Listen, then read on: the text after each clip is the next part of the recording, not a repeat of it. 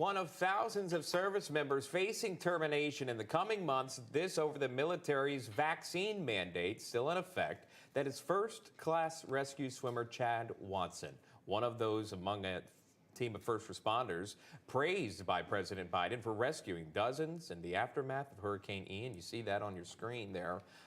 Watson, 2 years away, by the way, from retirement, filing a religious exemption even, trying to get out of that. But when that was denied, he says he filed an appeal, and that was also denied. Chad joins us live. Chad Watson. First of all, thank you so much for what you've done over the course of time, and obviously with Hurricane Ian. Before we even get to the battle over the mandate, can you walk the viewers through how you have been able to help people in Florida and what the situation on the ground there was like during rescue operations? Yes, thanks for having me. The Coast Guard responded with many crews and many assets. We're able to lift out over 100 people. I believe it was about 170 was the last count that I saw. Total, though, is probably over 500. I think there might have been a little bit more than that total with all the efforts of the Coast Guard. So it was absolute devastation. Fort Myers Beach and Sanibel Island, Pine Island were all just decimated by storm surge and winds. And lots of people were not able to get out in time as the storm shifted and changed its track. So a lot of people needed help, and we were able to provide that for many of them. And I want to specifically dive it down if I can. I know you say we, and I know that's very important for teams in the Coast Guard there. But you yourself, did you have to dive in? Did you have to go in and help save lives? Yes, I was involved in the rescue efforts as well. Saving lives, and now you're facing termination. The president has made phone calls to some Coast Guard, members of the Coast Guard, for praising them for saving lives, asked for a report on the work that continues to rescue Floridians. He also asked if they needed any additional support that he can provide to accelerate successful rescues. There it is, the readout there from the White House. Talk to me about this. When you think about the work that's being done and the praise that comes from the President of the United States, you're saving lives. You just told us that on this program. And now you're set to lose your job. How do you make sense of that when you go home? I'm at peace with my decision to resist the mandate and refuse the COVID vaccine. I do not believe it's safe, and I don't agree with how it was developed. It's a difficult decision, but I'm at peace with that because I'm not willing to compromise my faith and my beliefs just to keep my job. Yes, I am 2 years away from retirement, and I would like to keep my job. I really enjoy doing it. I believe I'm good at it, and there's a lot of great people that we work with. I would really like to continue doing that if I'm able to do so.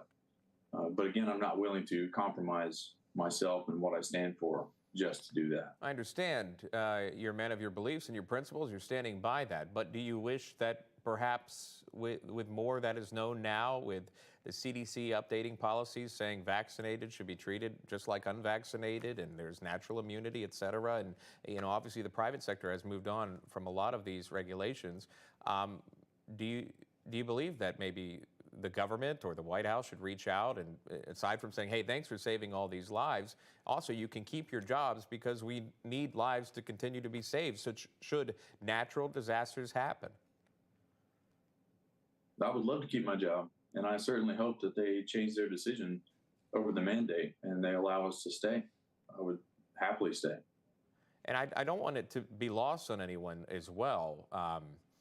The work that you do is, the training that you go through is intense, and not everyone can do and go through that training and make it through the training that you have gone through. To lose someone like yourself is a big deal. It is. Currently, in my job specifically, we're well under where we should be with how many people we should have within our rate. And it takes a long time to get people trained up to replace us or to even fill those gaps that we currently have. It's going to take a couple of years for them to bring enough people in, train them up, and actually get them up to speed so that they can start standing duty and performing the job. It's not an easy task. It's expensive, and it takes a lot of time, like I said. And recruitment is pretty low right now.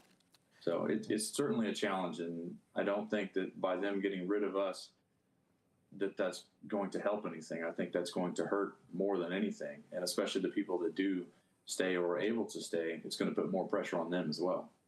Right, not just the training, obviously, to make it through the grueling training that rescue swimmers go through, but also unmatched experience that you've already been through real life, life-saving rescue operations, just like Ian.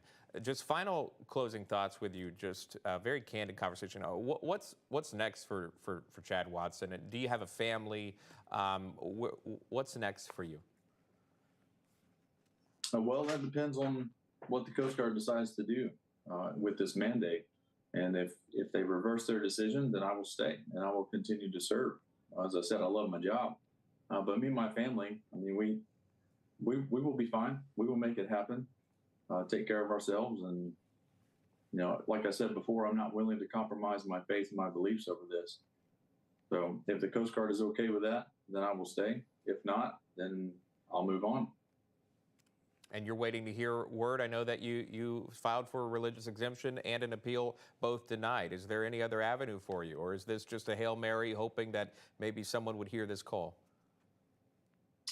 Well, we're hoping to gain a little bit of attention on this subject specifically, not to take away from the great work the Coast Guard is doing and has always done, but specifically for our plight and the things that we're going through, that this gains a little bit of momentum.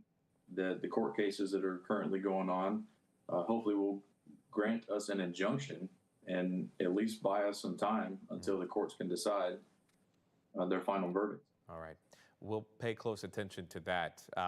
Again, back to the top story of this, saving lives. Around 170 to 500 there, and you directly involved. Rescue swimmer Chad Watson with the Coast Guard. Set to be discharged, retiring in 2 years because of the vaccine mandate. Chad, thanks so much for your efforts. I know many out there in Florida, thank you for saving their life. We appreciate the time on the show.